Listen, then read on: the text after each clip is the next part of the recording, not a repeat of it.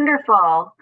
Thank you everyone for joining us for this Outreach and Inclusion Lived Experience session. I first wanted to thank our presenters, Sherry, Dorothy, and Stephanie from Journey Home Kelowna for your first presentation, as well as Nathaniel and David, who are from the Cold Society, for your presentation. I'm going to ask everybody who's in attendance, if you have any questions for our panelists, please use the Q&A function, and I'll be monitoring them throughout the next 10 minutes or so during our chat. But I thought that I would first off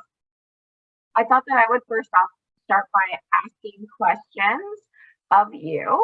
My first question is about the site visits, and I know Sherry, Dorothy, and Stephanie, you talked a bit about that, and you talked about the importance of relationship building, but some key things you mentioned being respectful and asking permission. Why is this so important, and why is this so necessary in the work that you do with people with lived experience? It's very important because previously mentioned, the other thing is that you have to build respect, and it's building blocks. And the thing is that when we go to somebody on the street, we see them as a brother and a sister, and it's a relationship. That's kind of relationship that we build. And I've been here since '92, so a lot of people I know by heart and name. And one of the best things that I remembered is never forget somebody's name. And right there, by remembering their name, is the respect that they have, whether it's their real name or not. And it's critical that you have their permission. And the first thing we tell them is, like, we're not affiliated to any service providers or nothing, because as soon as we tell them we're not affiliated with anybody, we get raw data. Sometimes it's not nice, but it's still data that's real. And that's what we're after, is the real raw data. Yes, the other thing I'll add to that is, when we go into our different site visits, because of COVID, the regulations and the rules and all of the guidelines of us coming into a site is changing all the time. And we've found that there's been a lot of staff turnover with illnesses or with management and such, because we have had so many sites open up so quickly in the last couple of years here in Kelowna. So we're constantly sending emails, reminding them that we're coming, introducing ourselves, explaining why we're there, what we do.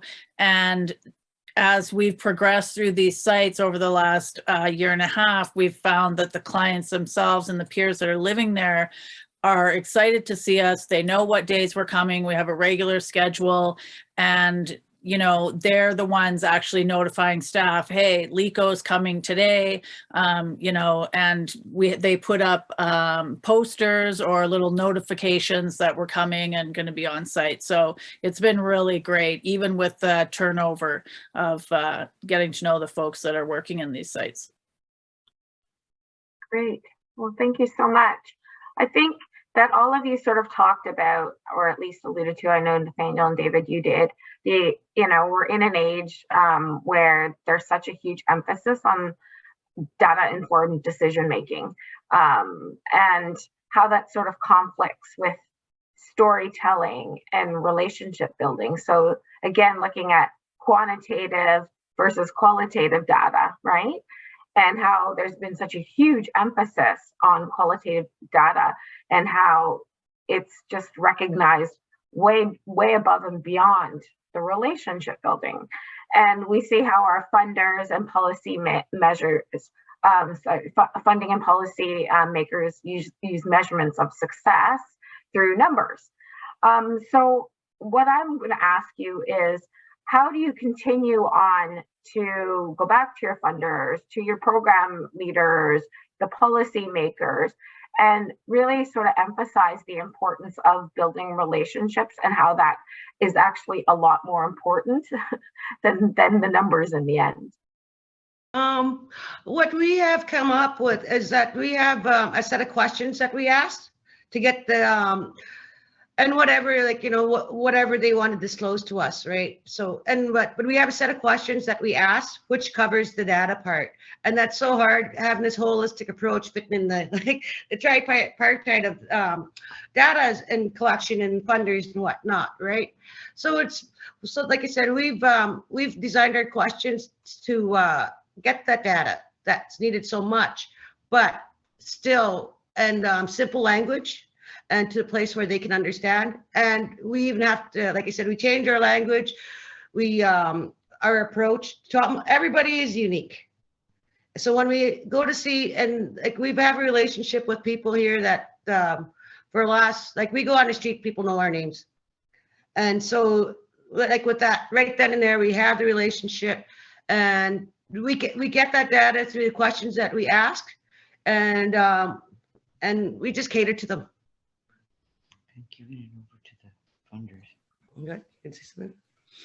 And giving that information over to the funders. At one point, we did have an exercise where we did a simulation project where we took the fundraisers and the key players, put them in a room and turned the tables on them. So they were the clients and we were the service providers. I think that gave them a really good taste of the reality. And that's what it is. It's the reality that we showed them. And I'm sure that the stakeholders have seen that, and barring none, we're very appreciative for every bit of funding that we get, because we do get the reality of the knowledge, and that's what counts. Yeah, it was called a homeless simulator. And it was like, and where they had to play roles, like the funders and the stakeholders that were. So it was kind of like Dorothy said, it was turning the tables on them. And it opened up a lot of eyes, and we're no longer using the tool, but that has come so effective, and I think they need to bring it back. Yes. Okay, David, Nathaniel, do you have anything to add? Well, just wanted to add that I really appreciate the ability to really turn the table, right? To make them think, the funders, about the actual experience on the ground. It can be very humbling.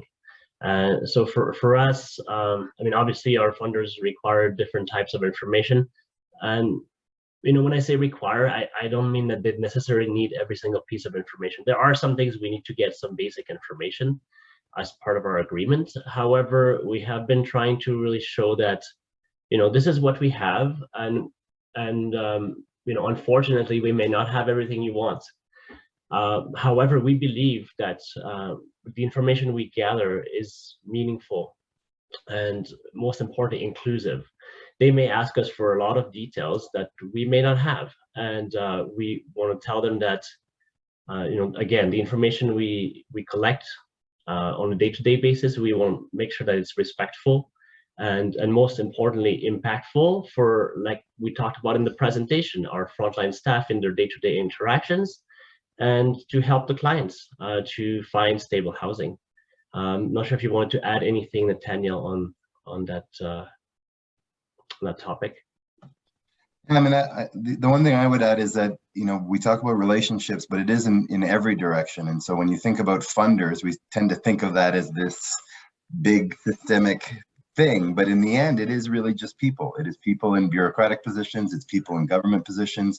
And so connecting and investing in those relationships as well, I think, is the starting point to be able to have the conversations. As David mentioned, sometimes we don't have all of the data available, or I think it was Dorothy, mentioned, like, some of the raw data doesn't necessarily fit into the metrics that the government official or the funder might be measuring. If you build a relationship with that human being, there's a much better chance that they can become an advocate within their structures and their systems to try to make the changes that will have that bigger impact. Great. So we have about 2.5 minutes left. So I'm going to pose this question to our panelists today. We've come a long way in including and engaging people with lived experience of homelessness in our work. But I still think that there's quite a bit of work that still needs to be done. So from your perspective, what recommendations would you make, say, to a funder or to a policymaker or to a program leader to ensure that we have inclusion and engagement continuing on. With us, with LECO, Lived Experience Circle and Homeless here in Kelowna, we have been making changes. All the voices that we have echoed have been heard. We have opened affordable housing. It's like we kept the voice and we let it echo. We never kept that knowledge. We just passed the knowledge on to the funders. And then it's amazing how much you can get out of that. We have, like I said, we have so many service causes of that. And we even have like, without their voice, it would never have been possible. And I mean, it's amazing. Like what like I said, it's the relationship. It's everything's connected somehow. So working within it, and with COVID, we have no choice but to collaborate with service providers, because we aren't service providers, we're advocates. And making these connections where it's critical, especially this time. And it's amazing how that it just spider webs out. And the knowledge spiders went up. It's not kept, it's moved on. The story shared over through us. Excellent, thank you. Anyone else? We've got about half a minute left. Yeah, I mean, I think I would just add, like from our perspective, you know, David touched on in the presentation, but the engagement of frontline staff, because ultimately that data collection happening at the frontline staff level, and so better equipping rather than it being the funders or the system providers that are overseeing that, to have that frontline staff both understand how to collect different types of data and then filter that up, gives you the ability to then respond to, because let's face it, funders are not just government. They can be donors, they can be private foundations, they can be community initiatives. If you have a broad set of information, then you can tailor your message to the audience, to the funder, to the community supporter, community advocates that can then empower that. And I love that word echo or amplify the impact of the experiences that you're engaging with day to day. And so really that ability of the front line to better collect that information, and then as an organization be able to filter that up to the appropriate source, I think is how you best echo those stories. Incredible. Well, I just wanted to thank you all so much. So thanks Sherry, Dorothy, and Stephanie, as well as Nathaniel and David for joining us today, and your incredible work and sharing that information about the work that you do, and of course attending our conference. I am very grateful. So we're just going to be closing up the CH conference shortly. So thank you all for joining us in the Lived Experience session today.